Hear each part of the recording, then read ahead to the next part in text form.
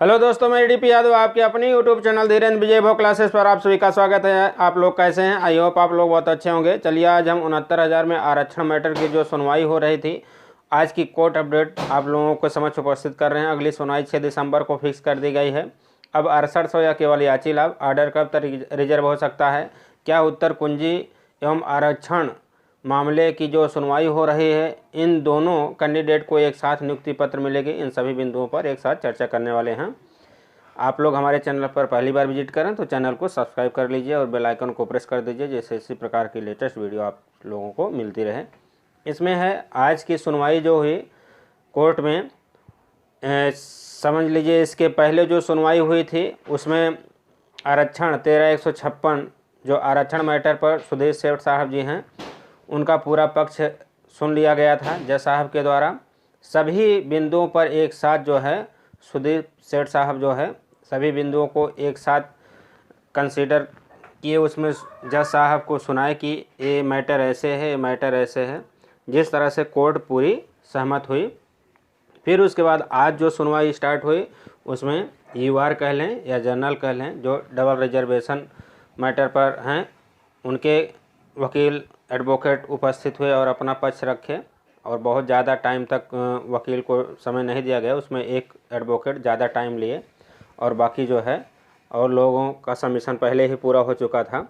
तो अब 13,156 की तरफ से जो कुछ पॉइंट बच गए थे, एक हैं गोदियाल मैम, उनके बहस स्टार्ट हो गई है और 6 दिसंबर को कंटिन्यू रहेगी।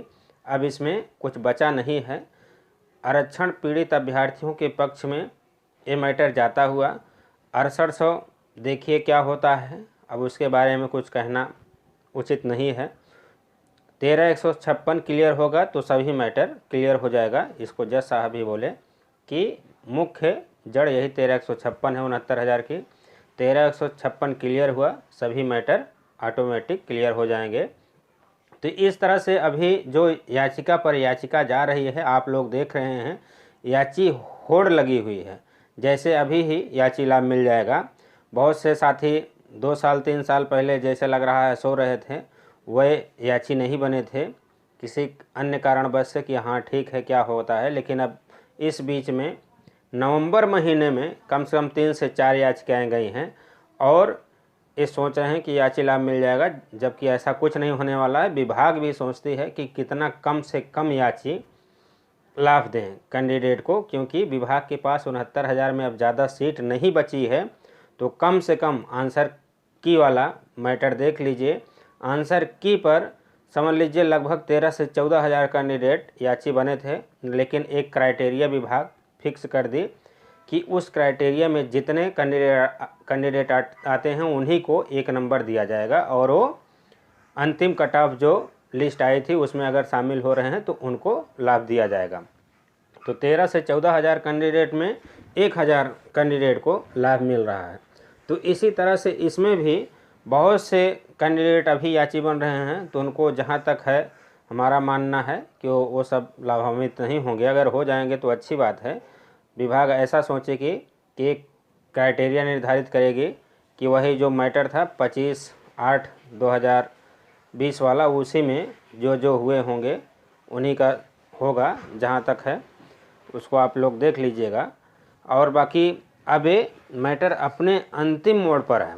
अंतिम मोड़ कहने का मतलब है कि सिर्फ एक रास्ता निकल रहा है कि आंसर की के साथ इन लोगों को भी समायोजित कर दिया जाए। 6 दिसंबर को सुनवाई होगी, उसके बाद 6 दिसंबर को ही ऑर्डर रिजर्व होने की संभावना है, प्रबल संभावना है। 6 दिसंबर को नहीं होगा तो एक डेट और लगेगी, बाकी ऑर्डर रिजर्व हो जाएगा। और ये ऑर्डर बहुत जल्द ही आएगा, क्योंकि अब विभाग अपने मोड में आ गया है और कोर्ट भी एकदम समझ लीजिए इसको क्लियर करना चाहती है, क्योंकि एक 69,000 क्लियर हो जाएगी वैकेंसी, तभी न्यू वैकेंसी आएगी। न्यू वैकेंसी का इंतज़ार बहुत से कैंडिडेट कर रहे हैं, इसलिए अब इसको क्लियर करके आप बेसिक का इतिहास उठा कर देख लीजिए। 72,825 याची लाभ से ख़त्म हुआ।